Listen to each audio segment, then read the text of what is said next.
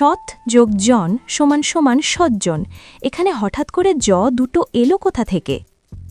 তোমরা কি জানো, আমরা প্রতিদিন যে শব্দগুলো বলি তার ভেতরে লুকিয়ে আছে এক বিশেষ ব্যাকরণিক রহস্য।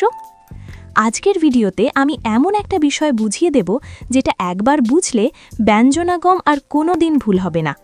শেষ পর্যন্ত দেখুন, কারণ মাঝখানে থাকবে একটা ট্রিক যা পরীক্ষায় 100% নম্বর পেতে সাহায্য করবে। চলো এবার খুব সহজ ভাষায় জিনিসটি বুঝে নিই। ব্যঞ্জনাগম মানে কি?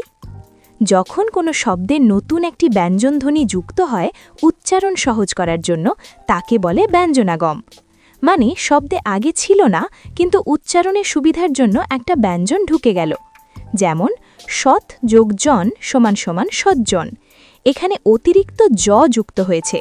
এই অতিরিক্ত ব্যঞ্জনধ্বনি যোগ হওয়াই হল ব্যঞ্জনাগম। ব্যঞ্জনাগমের প্রকারভেদ। ১. আদি ব্যঞ্জনাগম, শব্দের আদিতে ব্যঞ্জনধ্বনি যোগ হওয়া। উদাহরণ, নাতিন থেকে নাতনি, রান্না থেকে রান্নাঘর। ২. মধ্য ব্যঞ্জনাগম, শব্দের মধ্যে ব্যঞ্জনধ্বনি যোগ হওয়া। উদাহরণ, বসতি থেকে বসতি, কাঁদুনি থেকে কাঁদনি। ৩.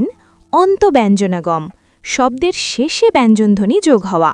উদাহরণ, বসুন্ধরা থেকে বসুন্ধরায়, পানি থেকে পানীয়। এবার বলো 5 সেকেন্ডের মধ্যে তৎ যোগ কালে কি হবে? ঠিক বলেছ তোমরা, তৎকালে। যদি ব্যঞ্জনাগম এত সহজভাবে প্রথমবার বুঝে থাকেন তাহলে এক্ষুনি ভিডিওটা লাইক করুন, থামস আপ, কারণ সামনে আসছে ব্যাকরণের আরও কঠিন টপিক একদম সহজ কৌশলে। চ্যানেলটি সাবস্ক্রাইব করুন যাতে ব্যাকরণ আর কখনো কঠিন না লাগে। আর একটা কথা মনে রাখবেন, ব্যাকরণ মুখস্থ নয়, বুঝে শিখলে জীবনের জন্য শিখবেন। আবার দেখা হবে পরের ভিডিওতে। বাংলা শিখুন, গল্পে ডুবুন, আর জ্ঞানকে করুন নিজের শক্তি।